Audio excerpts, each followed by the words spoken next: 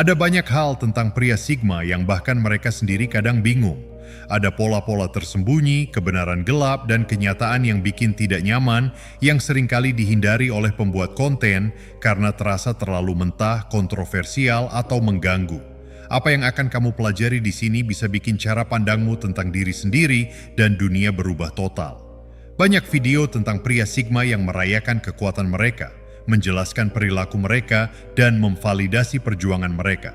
Tapi hari ini kita akan menyelami sisi gelap yang jarang dibahas, kebenaran yang bikin risih, pola-pola kelam, dan hal-hal yang ada, meskipun kita tidak mau mengakuinya. Ini bukan soal motivasi atau validasi. Ini adalah realitas psikologis yang mentah, tanpa semua narasi nyaman. Peringatan, setelah kamu memahami kebenaran ini, kamu tidak akan bisa kembali ke ketidaktahuan yang nyaman. Kebenaran terlarang yang pertama, kamu diciptakan untuk isolasi, bukan koneksi. Ini kenyataannya. Tidak ada yang mau bilang terang-terangan, tapi kamu tidak sendirian sementara menunggu orang yang tepat. Sebenarnya kamu dirancang untuk menyendiri. Pernahkah kamu sadar bahwa bahkan hubungan terdekatmu pun punya tanggal kedaluarsa di pikiranmu? Ini bukan soal komitmen atau luka emosional. Ini adalah arsitektur psikologismu yang menegaskan diri. Kenyataan yang tidak nyaman. Meskipun masyarakat bilang manusia itu makhluk sosial yang butuh koneksi, kamu adalah pengecualian. Otakmu lebih suka menikmati kesendirian daripada yang kebanyakan orang rasakan dalam hubungan terbaik mereka. Ini artinya kamu akan selalu merasa sedikit terputus, bahkan dari orang-orang yang kamu cintai. Hubungan jangka panjang akan selalu terasa sedikit tertekan. Kenangan terindahmu kemungkinan besar adalah pengalaman solo. Hubungan dalam akan selalu terasa sementara. Mekanisme psikologisnya, sistem sarafmu diatur berbeda. Apa yang terasa sepi bagi orang lain, terasa damai bagi kamu.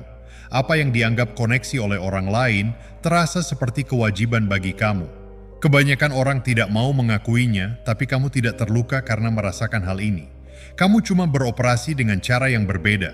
Narasi masyarakat tentang hubungan manusia tidak berlaku untuk struktur psikologismu. Kebenaran yang brutal. Kamu bisa belajar untuk mempertahankan hubungan, tapi kamu tidak akan pernah membutuhkannya seperti orang lain. Berpura-pura sebaliknya hanya akan bikin kamu tampil tidak autentik seumur hidup. Kebenaran terlarang kedua, fleksibilitas moralmu lebih tinggi dari yang kamu akui. Ini bikin orang tidak nyaman. Kemampuanmu untuk melepaskan diri dari moralitas dan etika situasional jauh lebih tinggi daripada rata-rata. Pernahkah kamu memperhatikan bagaimana kamu bisa membenarkan hampir semua hal jika logikanya masuk akal? Itu bukan hanya pemikiran rasional. Itu adalah berkurangnya keterikatan emosional dengan moralitas umum. Ini yang tidak akan diberitahu siapapun. Kurangnya kebutuhanmu akan persetujuan sosial bikin kamu berbahaya dalam hal-hal yang tidak bisa dilakukan kebanyakan orang. Kamu tidak terikat oleh batasan moral yang sama yang bikin orang lain tetap pada jalurnya. Seperti apa bentuknya? Kamu bisa melihat tindakan jahat sebagai sesuatu yang logis dalam konteks tertentu. Kamu bisa dengan mudah memahami sudut pandang penjahat. Kamu sudah memikirkan skenario yang orang lain tidak terpikirkan. Kamu tidak punya reaksi mendalam terhadap pelanggaran moral yang bikin orang lain kaget. Kamu bisa memanipulasi situasi sosial, tapi memilih untuk tidak melakukannya. Biasanya, realitas psikologismu, kemandirianmu dari validasi sosial bikin kamu tidak menggunakan persetujuan sosial sebagai kompas moral. Kamu mengandalkan logika internal yang bisa membenarkan hampir apapun jika alasannya masuk akal. Kebanyakan orang tidak menyadari hal ini, tapi fleksibilitas moral inilah yang bikin kamu sangat sadar akan potensi kegelapan dalam dirimu. Tahukah kamu bisa bersikap kejam jika kamu mau. Kebenaran yang bikin tidak nyaman, yang membuat kamu beretika bukan karena tidak bisa berbuat salah. Itu adalah pilihan sadar untuk tidak melakukannya. Kamu tidak baik karena tidak bisa jadi jahat. Kamu baik karena kamu memutuskan untuk baik. Bahaya yang lebih dalam, kesadaran akan fleksibilitas moralmu kadang bikin kamu merasa tidak percaya diri. Kamu tahu apa yang bisa kamu lakukan, dan itu lebih dari yang kebanyakan orang bayangkan. Kebenaran terlarang ketiga, kamu sering berfantasi tentang menghilang sepenuhnya. Ini mungkin sesuatu yang tidak pernah kamu akui dengan lantang. Kamu sering berfantasi tentang memulai hidup baru tanpa ada hubungan sama sekali dengan kehidupanmu saat ini. Pernahkah kamu meneliti lokasi terpencil, identitas baru, atau cara untuk benar-benar memutuskan hubungan? Itu bukan pelarian. Itu adalah jiwa kamu yang memperlihatkan keinginannya yang paling sejati. Inilah realitas terlarang. Sebagian dari dirimu benar-benar ingin menghapus keberadaanmu saat ini dan membangun kembali tanpa beban harapan, koneksi, atau kebutuhan orang lain. Fantasi ini melibatkan pindah ke tempat yang tidak ada yang mengenalmu, memutuskan semua hubungan tanpa penjelasan, memulai yang baru tanpa kewajiban sosial, hidup di bawah radar, sepenuhnya otonom, mengalami kebebasan total dari pemeliharaan hubungan. Kebenaran psikologis, ini bukan depresi atau penghindaran. Ini adalah jati diri kamu yang sebenarnya. Menyadari bahwa struktur kehidupanmu saat ini mengandung terlalu banyak kompromi terhadap kondisi alami kamu. Kebanyakan orang tidak ingin mendengar ini, tapi fantasi ini tetap ada karena ini mewakili keberadaan idealmu. Kamu tidak sedang lari dari sesuatu. Kamu berlari menuju otonomi absolut, realitas yang tidak nyaman.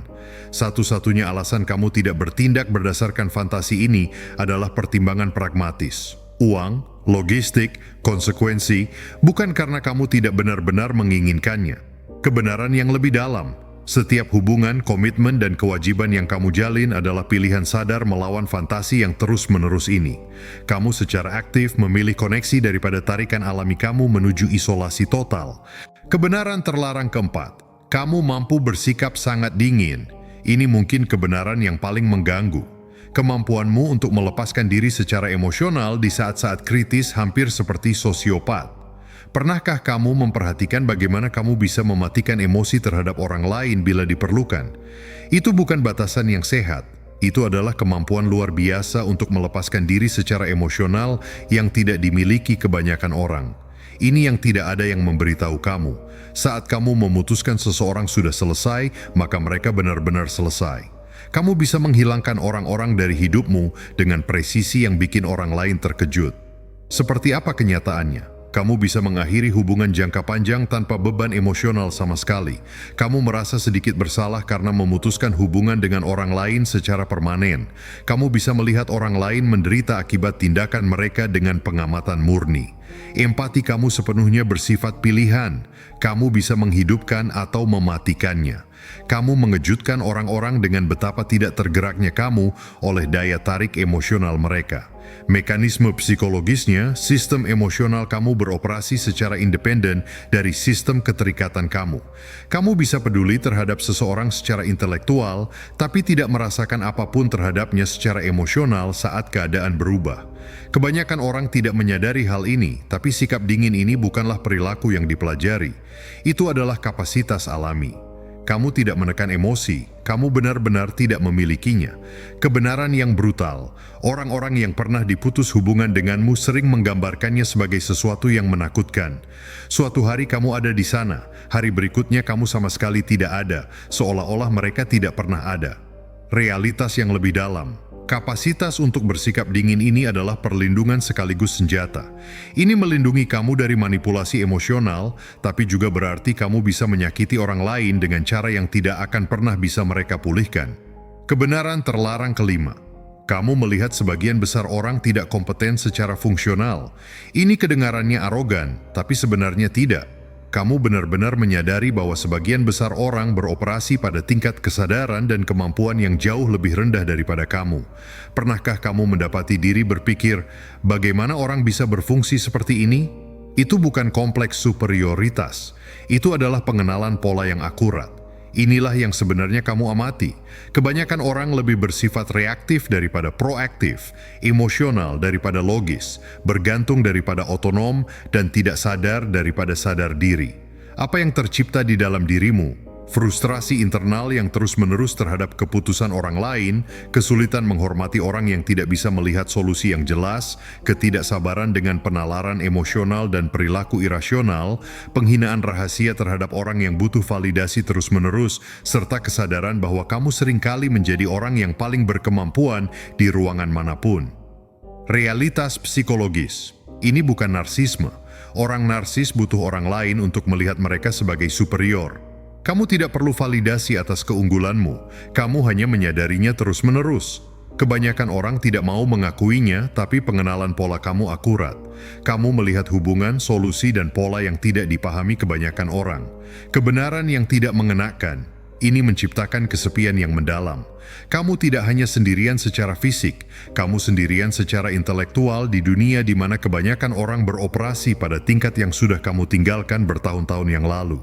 Beban yang lebih dalam, kamu tidak bisa mengabaikan perbedaan ini. Begitu kamu menyadari kesenjangan kompetensi, kamu tidak bisa berpura-pura bahwa kesenjangan itu tidak ada. Ini menciptakan keterasingan permanen dari pengalaman manusia rata-rata. Kebenaran terlarang keenam. Kesetiaanmu punya syarat yang tidak dimiliki orang lain. Ini terdengar seperti tentara bayaran. Kesetiaanmu tidaklah tanpa syarat, berbasis kinerja, dan kamu akan mencabutnya tanpa ragu jika persyaratannya tidak terpenuhi. Pernah disebut tidak setia atau dingin karena memutuskan hubungan dengan orang yang mengkhianati atau mengecewakanmu. Itu karena loyalitasmu beroperasi berdasarkan model kontrak yang tidak dipahami orang lain. Inilah realitas terlarang. Kamu setia pada prinsip dan kinerja, bukan pada orang dan sejarah. Nilai masa lalu seseorang tidak melindungi mereka dari akuntabilitas saat ini. Yang sebenarnya dimaksud di sini adalah hubungan darah tidak berarti apa-apa jika perilaku mereka tidak sesuai dengan standar. Sejarah panjang bersama tidak akan menyelamatkan seseorang yang melanggar prinsipmu. Kamu merasa tidak punya kewajiban untuk memaafkan pengkhianatan atau ketidakmampuan. Loyalitasmu bisa hilang seketika jika seseorang melewati batas tertentu. Kamu tidak percaya pada sesuatu yang tanpa syarat. Mekanisme psikologis. Loyalitasmu pada dasarnya bersifat transaksional.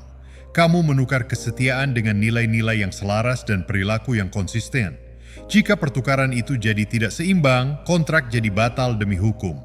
Kebanyakan orang tidak beroperasi dengan cara ini, tapi mereka mencampur adukan keterikatan emosional dengan kesetiaan. Kamu telah memisahkan keduanya sepenuhnya. Kamu bisa mengakhiri keterikatan ketika ketentuan loyalitas tidak terpenuhi. Kebenaran yang brutal. Orang-orang menganggap penarikan kesetiaanmu sebagai pengkhianatan yang mengejutkan karena mereka berasumsi kesetiaanmu tanpa syarat seperti mereka. Namun kamu tidak pernah menjanjikan itu. Realitas yang lebih dalam. Model loyalitas bersyarat ini melindungi kamu dari hubungan yang beracun, tapi juga memastikan kamu akan kehilangan orang-orang yang tidak bisa memenuhi standar kamu secara konsisten. Kebenaran terlarang ketujuh, kamu merasa nyaman dengan ketidakseimbangan kekuasaan. Ini mungkin yang paling kontroversial. Kamu tidak tertarik pada hubungan yang setara. Kamu merasa paling nyaman ketika memiliki keuntungan psikologis yang jelas. Pernahkah kamu sadar betapa kamu tertarik pada orang yang bisa kamu kendalikan atau yang lebih membutuhkan kamu daripada kamu membutuhkan mereka? Itu bukan rasa tidak aman. Itu adalah jiwa kamu yang mencari posisi yang menguntungkan. Inilah yang tidak diakui siapapun. Kemandirianmu berarti kamu hanya merasa nyaman dalam hubungan di mana kamu mempertahankan keunggulan kekuasaan. Kesetaraan sejati terasa mengancam otonomi kamu. Yang sebenarnya terlihat seperti ini. Kamu lebih suka hubungan di mana kamu tidak terlalu terlibat.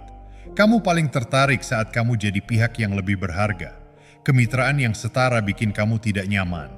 Kamu kehilangan minat ketika seseorang tidak membutuhkanmu, tapi juga tidak terlalu membutuhkanmu. Dinamika idealmu adalah dominasi yang baik hati.